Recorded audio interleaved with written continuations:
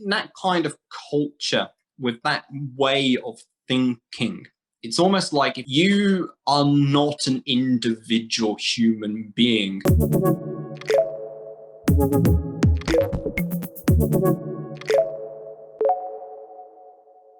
Basically, you had an expectation that this flight attendant is going to apologize for these dirty socks, I think he said it was, or whatever the problem was. But instead of apologizing, he said, interesting, and then basically made no attempt to apologize for it at all. The way that I would interpret this, and I think if you think in terms of cultural differences between Japan and many Western countries, the UK included, I think it's fairly fair to say that generally speaking, Japan is very much a group-centered culture. The example you gave was British Airways, but let's say Jowl, which is like the most amazing airline in the world. Like, they are phenomenal. Like, if I have to fly, I want to fly Jowl, basically. In that kind of culture, with that way of thinking, it's almost like if you're a flight attendant on a Jowl flight, you are not an individual human being as such. Rather, you are a part of a larger thing. You can almost think of, Jowl. The personality there is Jowl. You're talking to a part of Jowl. So in that kind of instance where there's a problem, even if that individual didn't create that problem, like the flight attendant you're now talking to is not responsible for whatever mess it is that you've just found in the back of the seat in front of you, because their way of thinking is that I am a part of a larger mechanism, a larger machine. It's perfectly natural to then apologize for that and to say, oh, I'm so sorry, because we're now considering ourselves to be part of the larger group, and as a part of that larger group, it's my responsibility, therefore we apologize.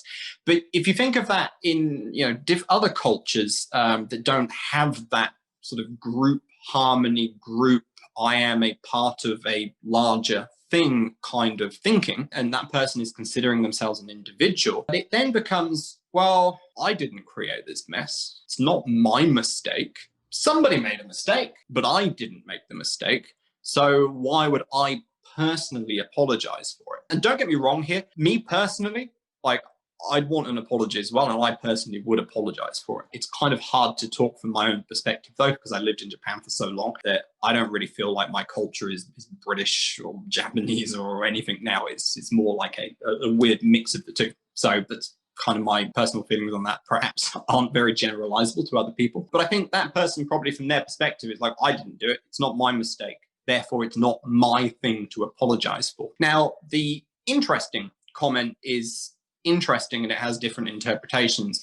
One possible interpretation is that the deeper underlying meaning of interesting in that context is, somebody on this team has screwed up and done something that they shouldn't have done.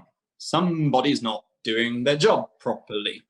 Who could that be? And it's almost then a criticism of other people on the team, but we don't know who on the team who did it. And it could be the equivalent then of saying, somebody's not doing their job properly, I'll bring you a new one. It could also have just been that that person just didn't know what to say, and so said interesting. And again, it's about, because if I apologize, then I'm saying it's my fault, but it's not my fault because I didn't do it, and I'm an individual, not part of a group.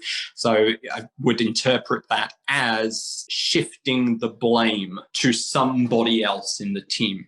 It didn't say that explicitly, but I would say that there is an implicit nuance of that in the word interesting in that context.